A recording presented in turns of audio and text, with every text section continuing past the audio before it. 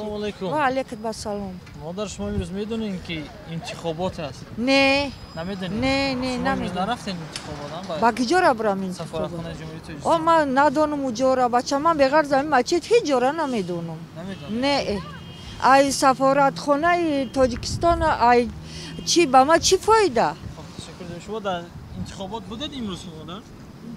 همین امروز آه. ما نمیدونیم که انتخابات شما میدونید که امروز انتخابات بوده؟ سلام علیکم. من میدونم انتخابات با شهر مسکو نمیدونم که جا انتخابات رویم نه در شهر مسکو نمیدونم. خب شما میدونید که امروز انتخابات بود؟ نه نمیدونم. نمیدونید؟ برای شما از رسانه‌ها نگفتن رادیو آزادی دیگر رسانه‌های نه من اینترنت نمیدونم. اینترنت نمیدونید؟ هیچ که نیومد هیچ که چی کاری نیست. نه نه نه نه نه نه این حاضر شنیدم که انتخابات ما کسی نگفته ابوالینی هم نویسندگی نیست دیگه مملکت ها میاین ابوالینیشون اصلا قرقیزا بودن تاتارا بودن چچنو بودن چی باشم ابوالینیشون در مچتا هستن ایمودا نیست ما به صاحب موندگیم. پیشنهاد شما برای اون بیننده های ما اونایی که همین به طرفی را ظاهر کردن برای شما خبر نگفتن من شما خبر نداره یا که من نماینده مسجد نامدم همین نماینده های مسجد یگان تاش یگان گپ گفتگی نیستن اگر که می اومدن در مسجد اعلان میکرد همه تاجیکستانی‌ها میرفتن که جای دا باشه.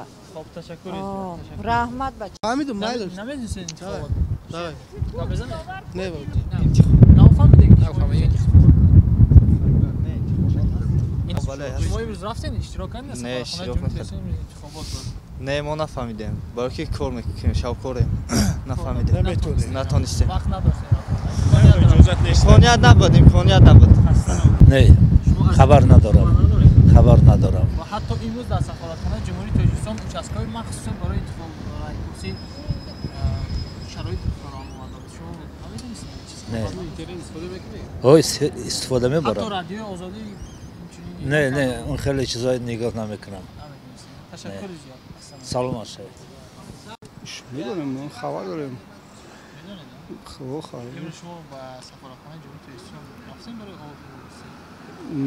نه نرفتم نه ما خبر نداشتم که در اونجا قبول میکنم شما نداشتم خبر نداشتین که در سفارتخانه نقطه‌های مخصوص برای آوازیه ما نمیدونستیم را میگفت اعلام میکنن خیلی میرفتیم روز جمعه بود دین جمعه اعلام میکنن که انتخابات میرفتیم ما فرق شیخ ما گراجانی تاجیکستان تاجیکستان تولش دادیم کلان شدیم کار میکنیم تو خیلی وقت شده که زمان سبب نرفتنتون فقط نمیدونستن بود نمیدونستم ما میدونستیم میرفتیم خیلی درنگ داشتیم ما برای شما توصیه میتیم حال تا ساعت 8 میتونید در سفارتخانه جمهوری تاجیکستان نقطه‌های یعنی شرایط فراهم آورده شما به ممنونیت آواز خدا بدید. تشکر